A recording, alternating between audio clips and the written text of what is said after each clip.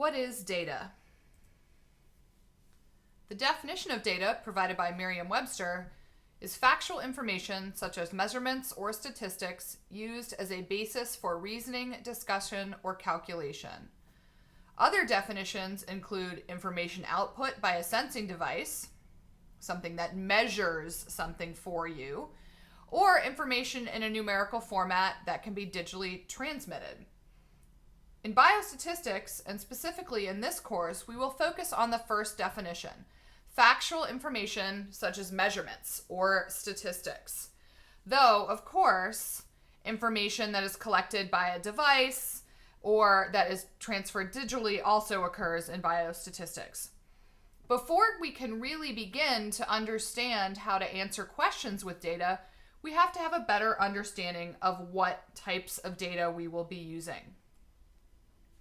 Some other data terminology in biostatistics is endpoints, primary variables, primary outcome variables, or other variables. These terms will be often used interchangeably.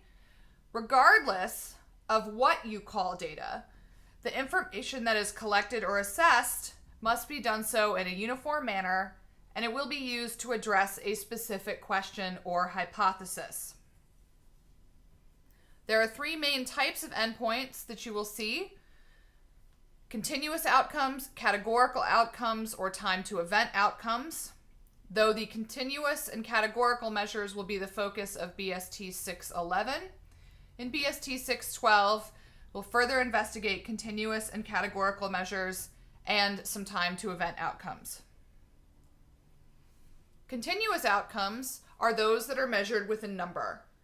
Common variables are height, usually measured in feet or inches, weight, measured in pounds, blood pressure, accustomed to systolic over diastolic pressure.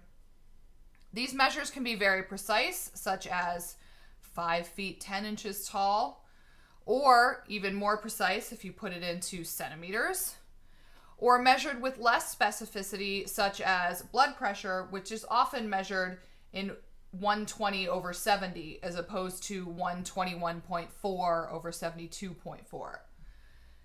It depends wholly on the manner of the data collection, how the data will be collected, who will be collecting the data, and how precise the measure needs to be. For example, if you're measuring age in adults, often the year is sufficient. If you are measuring age in premature infants, then often the day or even the hour is as specific as you need to be.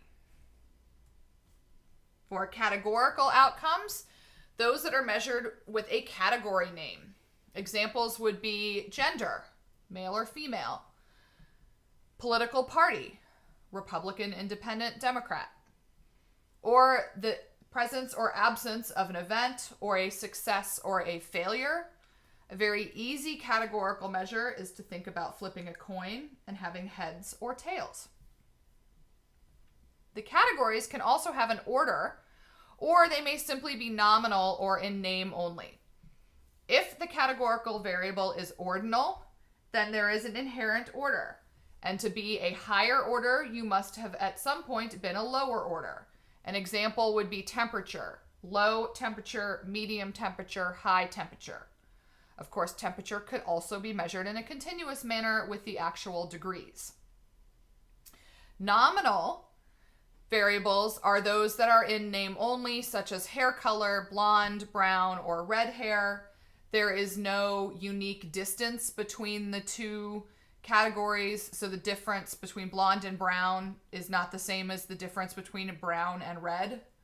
Whereas for systolic blood pressure, 120 versus 125 is 5 points difference. 125 to 130 is 5 point difference. So understand with categories that the distance between the categories may not be even when you are comparing one category to another category and that category to an additional category. And if they are ordinal, that means there's an inherent order to those categories. Time to event outcomes combine the concept of continuous and categorical measures into a single outcome. The continuous aspect is a measurement of time. It can be in milliseconds, seconds, tenths of seconds, minutes, days, weeks, hours, or years. The categorical aspect is the presence or absence of an event or events. Examples would be time to remission of cancer. So the clock would start when treatment or diagnosis was initiated, and they would measure perhaps in months until remission is achieved. Time to cell death when exposed to an antibiotic. This could be as quickly as milliseconds. Time to relapse in multiple sclerosis could be measured in weeks, months, or years.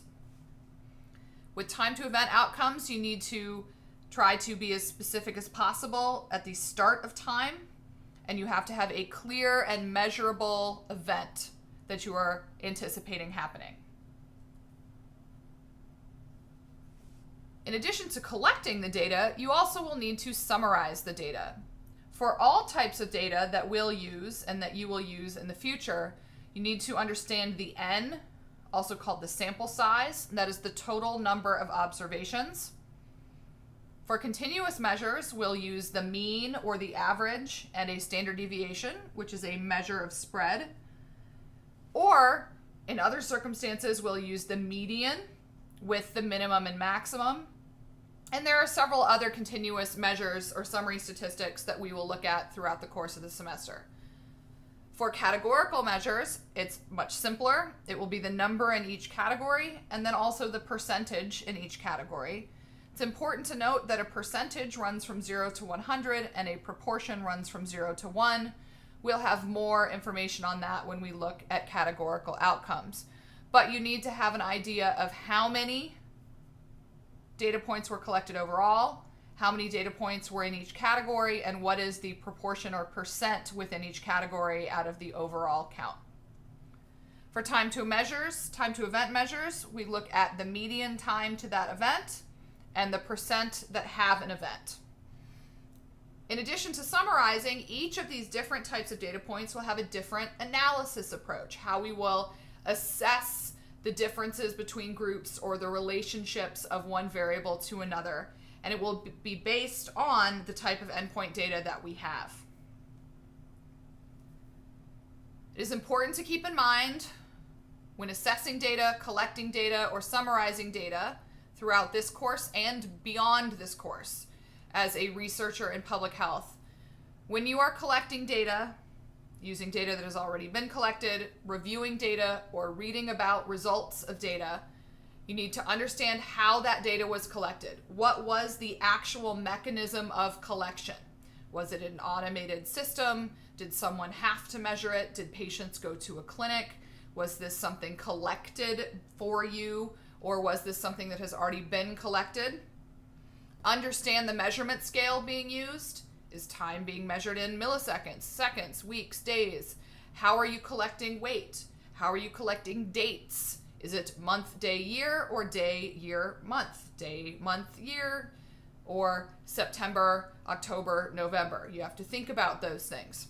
Understand how many observations were collected. This is very key, and this will come into play, the N, that total sample size, no matter what type of data.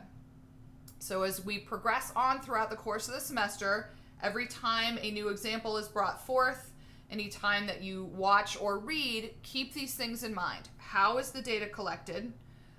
What is the measurement scale being used? Is that data categorical or continuous? And understand how many observations were collected.